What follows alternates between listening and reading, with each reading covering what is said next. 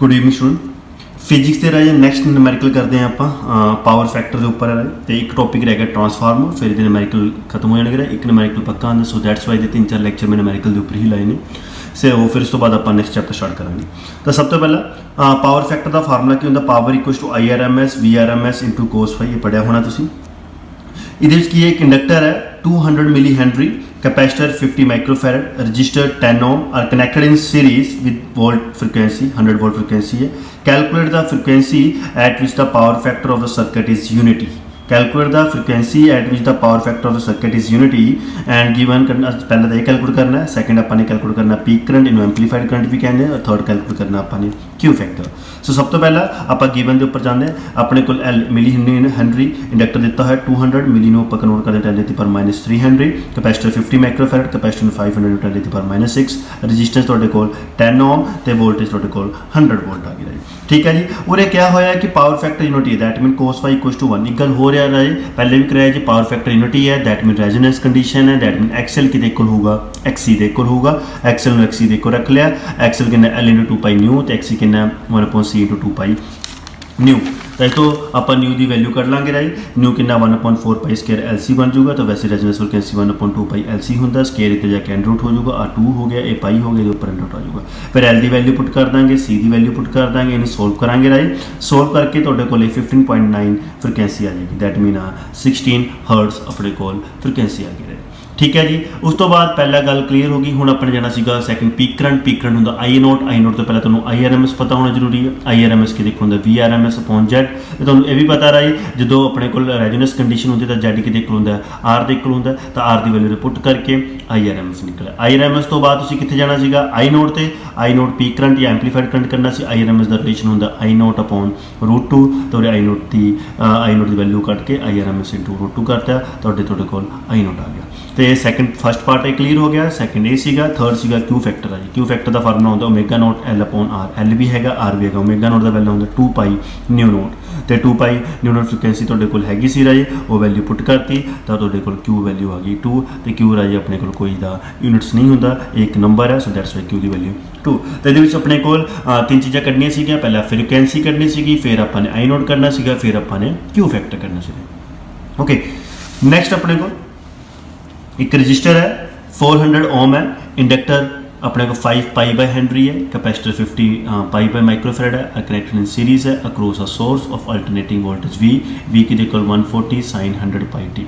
Find the voltage across the resistor, inductor and capacitor. कढ़ना की सीगा वोल्टेज कढ़ने कि अक्रॉस, रजिस्टर के अक्रॉस, इंडक्टर के अक्रॉस ते कैपेसिटर के अक्रॉस, फिर इन्हां सारा का अलजैब्रिक सम करना रही। ओके, तो सब तो पहला तुहानूं पता है कि ये सर्किट देखो R भी लग गया, L भी लग गया, C भी लग गया रहे। तो सब तो पहला आपां नूं VR जी कढ़ना, तो VR लिए फार्मूला होंदा रहे IVR, मतलब VR कढ़ना तो फार्मूला होगा IRMS × R। तो तुहानूं सब तो पहले हो रहा IRMS की लोड़ है।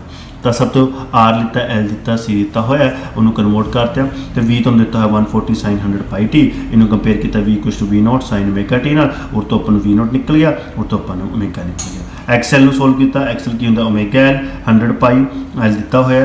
XC भी सोल्व किया, XL की वैल्यू नहीं आ गई, XC की वैल्यू नहीं आ गई। Z कढ़ना है क्योंकि अपने को इंपीडेंस करना पैंदा है। इसलिए सब तो पहले IRMS करना, IRMS लिए अपन चीज़ा होंदा VRMS/Z। Z तां ही पहला आप कैलकुलेट कर रहे हैं, और Z की वैल्यू पर पुट की R की, XL की, XC की, और Z आ गया। ठीक है जी। फिर अपने को IRMS चीज़ा सीगा, IRMS की होंदा I0/√2 होंदा। तो पहले I0 की जो V0/Z, और राजे VRMS नहीं गिवन सीगा, अपन V0 गिवन सीगा, तो I0 की रख लिया V0/Z। V0 तुहानूं कंपेयर करके निकलिया सी, Z तुसीं सोल्व कर लिया, I0 आ गया। I0 तो IRMS की I0/√2, और IRMS की वैल्यू आ गई। ठीक है, जो IRMS आ गया, वोल्टेज अक्रॉस रजिस्टर्स करना तो IRMS × R कर दो, वोल्टेज अक्रॉस अपने कोल इंडक्टर करना तो IRMS × XL कर दो, वोल्टेज अक्रॉस कैपेसिटर करना तो IRMS × XC कर दो राइट। तो अपने को वैल्यू पुट की AVR आ गया, AVL आ गया, ABC। उस तो बाद उन्होंने क्या सीगा कि तीनों का अलजैब्रिक सम करना है। तीनों का अलजैब्रिक सम किया तो अपने को ये आ गया 217.8 वोल्ट।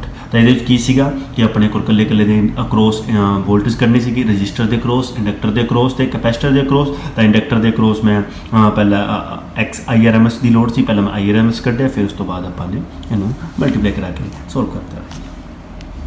सिमिलरली एक होर है अपने को सीरीज RLC सर्किट है, कनैक्ट किया गया है AC सोर्स के नाल, 200 वोल्ट है, 50 हर्ट्ज फ्रीक्वेंसी है। Voltage across the resistor, capacitor and inductor respectively दी हुई है। वोल्टेज दी ये राजे जी 200 वोल्टेज है पूरे RLC सर्किट की इफेक्टिव वोल्टेज है।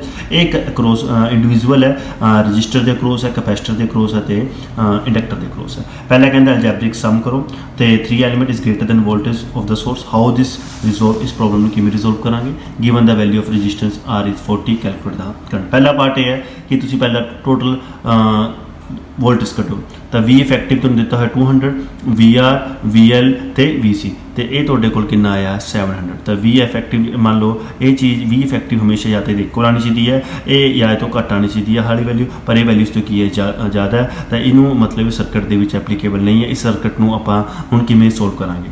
तो राजे जे सर्किट को चाहते हो कि सोल्व करना तो तुहाडे कोल मस्ट होना चाहिए है कि VL किहदे कोल होए VC तो तुसी V इफेक्टिव का फार्मूला तुसीं पढ़िया होया VR² plus VL minus VC। तो जे VL VC देख लो जो VL ने VL की हो जाऊगा कट्टिया जाऊगा, VR स्केयर हो जाऊगा तो VR उन्होंने कोल कितना है 200, तो V इफेक्टिव 200 के कोल आ जाऊगा। मैं तुहानूं दस्सिया क्योंकि जी इफेक्टिव टोटल अपने कोल वोल्टेज है राजे ये हमेशा इन्हां टोटल तो इन्हां सारिਆਂ ਦੇ टोटल इक्वल होवे या ये इस तो आ चीज़ जी है कभी भी घट नहीं हो सकती राजे। जे घट है तो मतलब सर्किट प्रॉपर काम नहीं करूगा तो इस सर्किट को अपन काम के लिए लेके आना सीगा तो की कंडीशन आनी पई फिर मैनू कि जे VL VC के इक्वल होगा तो ही ये सर्किट जो है प्रॉपर काम करूगा क्योंकि वो V इफेक्टिव फिर VR के इक्वल हो जाऊगा राजे। फिर I इफेक्टिव किहदे कोल हुंदा V इफेक्टिव अपॉन R आ जी। तो V इफेक्टिव तुसीं कड्ढिया होया 200, R तुहानूं दित्ता ही होया तो I इफेक्टिव कितना आ जाऊगा 5 एम्पीयर है। क्लीयर हुई सम ये सम ये सीगा कि अपन पहले तो एक V इफेक्टिव देती तो तिना की अलग अलग वोल्टेज देती। पहले आप चेक करें कि V इफेक्टिव के कोल आ रही है पर देखा कि नहीं वो अपने को V इफेक्टिव घट आ रही थी, दूसरी चीज़ बढ़ आ रही थी। फिर उस सर्किट में आप रिजोल्व करने लिए अपन की करना पाया VL के को रखना पाया VC को रखना पाया फिर ये अपने को ठीक है जी। नैक्सट अपने को कैलकुलेट द क्वालिटी फैक्टर कहते क्वालिटी फैक्टर कड्डो L दिता होया, C दिता होया, R दिता होया, मैंशन करो सिग्निफिकेंस ऑफ क्वालिटी फैक्टर। तो क्वालिटी फैक्टर पहले RC लिख लिया, क्वालिटी फैक्टर का फार्मूला 1/R L/C और वैल्यू लिखी करती मैं पुट करती तो क्वालिटी फैक्टर कर लिया क्यों कितना आया 100 आ गया। एक ही 2 नंबर का सम आया सीगा तो सिग्निफिकेंस की है कि जिन्नी ज़्यादा क्वालिटी फैक्टर होगा उन्नी ज़्यादा एनर्जी जी है लॉस होएगी राजी। ये तुहाडे कोल क्यों निकल गया ओके। नैक्सट ये क्वेश्चन भी बड़ा वधिया है, ये भी तुहानूं डायग्राम दी हुई है। अपने को रजिस्टेंस 400 ओम है, ये 100 मिली एम्पीयर है, ये अपने को कैपेसिटर 2 माइक्रोफैरड है, तो यह वोल्टेज की इक्वेशन दी हुई है। कहता मैं किन्नी एडिशनल कैपेसिटर होर इस सर्किट के विच ऐड करा कि मेरा पावर फैक्टर यूनिटी हो जाए कि कंडीशन लाती कि इस सैक्टर दे इस जो सर्किट है ये मैं किन्ना कैपेसिटर होर ऐड करा कि जिन्ना पावर फैक्टर मेरी यूनिटी आए। तो मैं पहला पावर फैक्टर यूनिटी तो मैंने पता एक्सएल की देख लूँगा XC, ओमेगा L की देख लूँगा 1/ओमेगा C तो और मैं C की वैल्यू कट लूँगा पहला 1/ओमेगा² L। और लिए मैनू एक चीज़ दी अपने को ओमेगा तो तुहानूं इक्वेशन दी हुई V = V0 sin omega t + 5 इनू कंपेयर करो ये तो और कंपेयर करांगे तो ओमेगा की वैल्यू कितनी आ जाएगी 1000 तो cos 5 इन्होंने दस्या है कि यूनिटी रखना जो cos 5 है यूनिटी रखना है तो मतलब 5 कितना होगा 0 ठीक है जी। तो ओमेगा अपने को 1000 हो गया, ओमेगा निकल गया, L तुम दिता होया उस तो अपने कैपेसिटर कट ली। तो कैपेसिटेंस कितनी चाहिए मैंने उरे 10 माइक्रोफैरड चाहिए है जे मैं इस सर्किट के चाहता कि मेरे को पावर फैक्टर यूनिटी हो पर मेरे को है कि राजे 2 माइक्रोफैरड। तो फिर मैंने होर कितनी की नीड है मैं इन्होंने माइनस करा दूंगा तो 8 माइक्रोफैरड होर एडिशनल मैंने इस कैपेसिटर के ऐड कराना पैना जिससे मेरी पावर फैक्टर की हो जाएगी यूनिटी हो जाएगी राजे ओके। ये आज नमैरिकल सी कि बस हम लास्ट नमैरिकल जो है ट्रांसफॉर्मर फिर छोटा चैप्टर जो है फिनिश हो जाएगा। ये सारे नमैरिकल कर लो, नमैरिकल मैं बार बार कह रहा इंपोर्टेंट है पेपर के आए हुए ने सारे, वही मैं करा लेता हूँ।